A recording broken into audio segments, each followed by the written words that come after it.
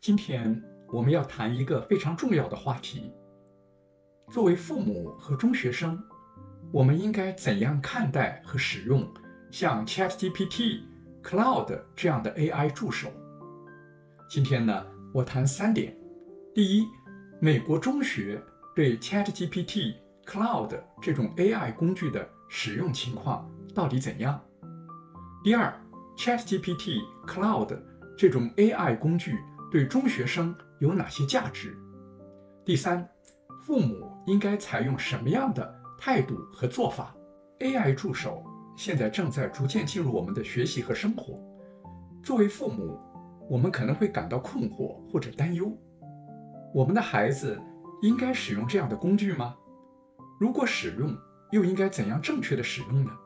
今天我们就来探讨这个问题。我们会为父母和中学生子女提供一些重要的见解和建议，帮助你们在面对 AI 工具的时候，既能充分利用优势，又能保持学术诚信和自主学习。开始之前呢，我们先来介绍一下 ChatGPT 和 Cloud。 对于很多人来说呢， ChatGPT 和 Cloud 就是一个基于人工智能的对话系统。它可以回答问题、解释概念、帮助写作，甚至呢帮助解决复杂的问题。它就像是一个无所不知的助手，随时待命，准备帮助你的孩子学习和探索。自从2023年以来，最重要的、影响最大的生成式对话工具 AI、ChatGPT 和 Cloud， 我们把它放在一起讲。这是他们的 logo。 为什么呢？因为它们都是同一种类型的工具，就是自然语言处理工具，而它们的来源呢，都是来源于同一批 AI 的开发技术人员 OpenAI 和 Anthropic。 而且我们对于这2种工具的态度和做法基本上也都差不多，所以我们把这2种工具呢放在一起讲。首先，美国中学现在对 ChatGPT 和 Cloud 这种 AI 工具使用情况怎么样？简单一句话，目前并不普遍。这种人工智能 AI 的自然语言处理工具呢，现在虽然已经在教育领域引起了巨大的反响，并且呢，已经在美国中学逐步得到使用，但是总体来看，他们在中学还是处于早期试点阶段，并没有广泛的普及。现在据统计呢，类似 ChatGPT 的工具可能在10%到20%学校当中，而这些学校呢，大多数是技术资源比较充足，而且对教育技术的创新持开放态度的中学。究其原因呢，有这么几点。第一点是很多学校目前仍然在评估 AI 工具的潜在风险和它的教育价值，因此采用率比较低。第二点就是政策限制，有些学区可能对 AI 工具的使用还有限制和禁止。第三呢，教师培训，广泛的运用需要教师接受培训，所以这一点呢，很多学校还没有做到。第四点呢，出于伦理的考虑，学校在采用 AI 工具的时候，需要考虑隐私、公平性和数据安全的问题，尤其是涉及到你的孩子他的个人隐私问题。第五点就是资源可用性，并不是所有的学校都有必要的技术设施来支持 AI 工具的广泛使用。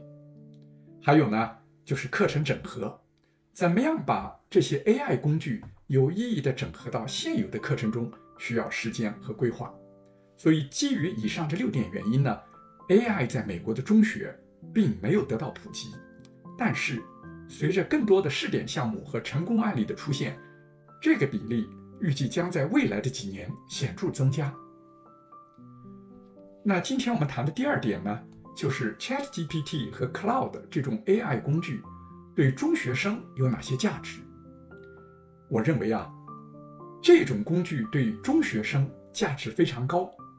除了这些工具的其他方面以外，有5个方面对于中学生特别有好处。我们分别来谈。第一呢，就是个性化的学习辅导。像 ChatGPT 和 Cloud 可以根据学生的需求提供即时的个性化的学习支持。那这在课堂上，如果学生遇到难题，或者呢需要更加深入的解释的时候，就非常有用。它能够根据学生的学习需求和学习水平提供个性化的帮助。这种工具，它可以帮助学生解答作业中的难题，解释复杂的概念，提供练习题或者写作指导。那么在数学、科学、语言、历史等不同学科，它都可以成为一个24小时在线的私人老师的角色，随时随地为学生解答难题，能够给他们提供不同深度的答案，并且根据他们的学习进度呢，调整反馈的方式。此外，在研究和信息的获取方面，工具可以快速地提供广泛的信息，帮助学生起步或者填补一些知识的空白。第二方面是对写作和语言学习提供支持。写作对于很多中学生来说是个难题，特别是对于母语非英语的华人学生，他们可能在表达、语法、词汇运用方面遇到困难。那么这些工具呢，对于学生写作和语言学习有着显著的帮助，为学生提供写作的灵感，提供写作的框架，生成写作大纲，修改语法错误，甚至呢帮助进行写作风格的调整和提升。工具可以帮助学生写论文，完成读书报告，进行语言的翻译练习，还有呢提高作文的结构和表达效果。这对正在提高英语写作或者其他语言技能的学生特别重要。还有呢，这两种工具可以模拟对话，帮助学生进行英语或者其他语言的口语练习。第三方面就是创意的激发和思维的扩展。ChatGPT 和 Cloud 作为创造性思维工具，它们能够提供事实信息，而且更重要的，能够生成新的想法，帮助学生激发创造力，帮助孩子进行头脑风暴，产生新的创意。特别是对于一些项目研究、设计类的课程或者是艺术项目，它都可以帮助孩子生成新颖的想法，帮助他们表达创造性的思维。具体来说呢，提供头脑风暴的支持，生成项目的创意，帮助完成创意类作业或者是跨学科的项目。不管是在写作课、艺术课、设计项目中，还是跨学科的研究领域， ChatGPT 和 Cloud 都能提供创意思路。比方说，如果学生需要为历史报告设计一个独特的表现形式的时候，那么工具就可以提供创意的点子，帮助同学从多角度思考问题。第四方面，培养批判性思维。中学生呢，正处于逻辑思维能力发展的关键时期，那么这些工具可以帮助他们在互动当中培养批判性思维，可以通过互动对话，鼓励学生从不同角度思考问题，提出不同观点，帮助他们锻炼批判性思维的能力。比方说，他们可以通过跟 AI 来讨论社会的议题、科学的理论、历史的事件。那学生呢，可以从不同角度分析问题，质疑现有的观点，锻炼他们的思考能力，从多个角度分析问题，从而发展他们的批判性思维和辩论的能力。工具呢，能够引导学生提出问题，激发他们的好奇心和探索精神。第五方面就是跨学科的综合学习。AI 可以帮助学生在不同学科的知识之间进行整合和应用，比方说科学与艺术、历史与文学，在这些交叉领域进行探索，激发孩子的好奇心，帮助学生进行跨学科项目的研究，提供一些信息的汇总和启发性的分析，把不同学科的内容呢整合进学习和项目当中。我们看到 AI 工具对孩子有巨大的价值，那我们家长呢，就可以鼓励孩子在学习 AI 工具，提升他们的自主学习能力和创新能力，同时也要引导他们负责任地使用这些工具。这就是我们的第3个话题，父母应该采用什么样的正确态度和做法。作为父母，我们在孩子使用 AI 工具的过程中扮演着一个关键的引导者角色。我们要保持开放的态度，认识到 AI 工具在现代社会中的重要性，并且预见到在未来它可能成为工作和学习的重要组成部分，因此开放地让孩子探索和学习。第2呢，我们要了解学校的政策，通过跟学校的沟通，知道学校在现阶段对于学生使用 AI 工具的政策和指导方针。第3呢，我们要跟孩子一起学习，探索工具的功能和潜在的应用，这样呢，可以帮助我们更好地指导孩子，还能增进跟孩子之间的理解和联系。第4呢，要设立界限，帮助孩子制定使用工具的健康习惯，包括使用的时间和适当的场合。还有，要鼓励孩子在使用工具的同时，也要保持对于传统学习方法和技能的发展，鼓励平衡。同时呢，与孩子讨论在 AI 工具使用中可能涉及的伦理问题，比如公平性和偏见的问题。我们要经常跟孩子交流他们使用 AI 工具的经验，倾听他们的想法和担忧。如果可能的话，我们也要尝试自己使用 AI 工具，展示怎样负责任地使用 AI 工具。在引导孩子的过程当中，有几点是需要让孩子知道的。首先呢，把 ChatGPT 和 Cloud 当作学习的辅助工具，而不是替代品。虽然这2种工具可以帮助我们，家长呢可以鼓励孩子通过使用 AI 工具来加深理解和激发创意，而不是完全依赖它来完成作业。比方说，学生可以利用这些工具来生成论文的初步大纲，获取灵感，但你最后的修改和细化应该由学生自己完成。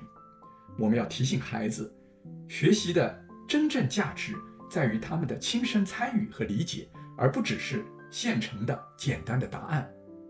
同时要让孩子认识到呢， Cloud 和 ChatGPT 目前都有局限性，它们可能出现错误或者偏见。第2呢，我们怎么样培养孩子的批判性思维？我们需要告诉孩子要核实信息的准确性，特别是当这些 AI 工具提供的内容涉及到学术研究或者科学事实的时候，那么在遇到复杂问题的时候，跟 ChatGPT 或者 Cloud 讨论不同的观点，并且通过查阅其他来源来进一步验证这个答案，这样呢，就能帮助孩子提高对信息的甄别能力，还能培养他们的独立思考习惯。第3，必须告诉孩子学术诚信，因为学术诚信是任何学习过程中的核心价值。我们应该明确地向孩子表达，使用 ChatGPT 或者 Cloud 作为帮助，必须保持诚信。特别是你在写作和做研究的时候，我们不能把 ChatGPT 或 Cloud 生成的内容直接用于作业，而是应该通过自己的理解来消化这些信息，并且用自己的话来表述。要注意到避免抄袭的危害。当我们在使用这些工具的同时，保留个人的创意和贡献，并且明确地标注出哪些地方是 ChatGPT 提供了帮助。最后呢，要教育孩子保护好自己的个人隐私。尽管 ChatGPT 和 Cloud 是一种开放的工具，学生在跟它互动的时候呢，仍然需要避免个人的敏感信息，比方说家庭的住址啊、个人的身份信息啊，这些都是我们的安全意识必不可少的部分。下面呢，我们来举3个实际应用的例子，来看看怎样在日常的学习中正确的使用 ChatGPT 和 Cloud。第一个案例，历史研究项目。比方说，你的孩子正在做一个关于古罗马的研究项目，他们就可以这样使用 ChatGPT 和 Cloud。第一，先自己查阅教科书和推荐的资料。第二，使用 AI 工具来解释不理解的概念和术语。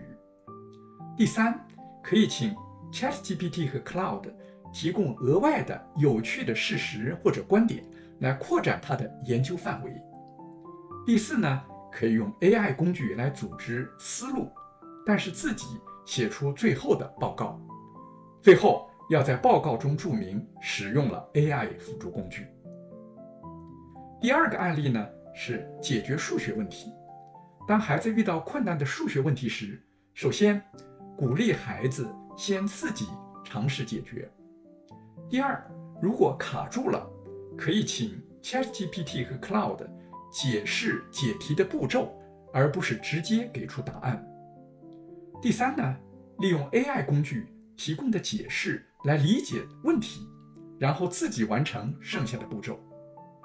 最后，用 AI 工具来检查答案，但是要理解为什么我的答案是对的，或者是错的。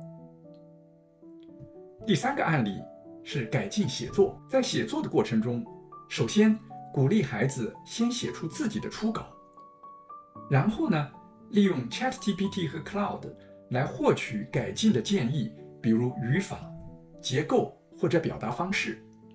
第三呢，使用 AI 工具的建议，但是由孩子自己决定是否采纳。最后，使用 AI 工具来激发新的创意或者不同的写作角度。总结起来说， ChatGPT 和 Cloud 是中学生学习路上的一把利器。我们家长在帮助孩子使用这些工具的时候，需要扮演一个重要的引导者的角色。通过家长的明确的态度和原则，我们可以帮助孩子明智的、负责任的使用这些工具。作为父母，更重要的是保持开放的态度和持续的沟通，跟孩子一起学习和探索这些新工具。它可以帮助孩子为未来做好准备，还能增进你们之间的理解和联系。感谢大家的收看。如果你觉得这个视频有帮助，别忘了点赞、订阅，并且在评论区分享你的想法和经验。咱们下次再见。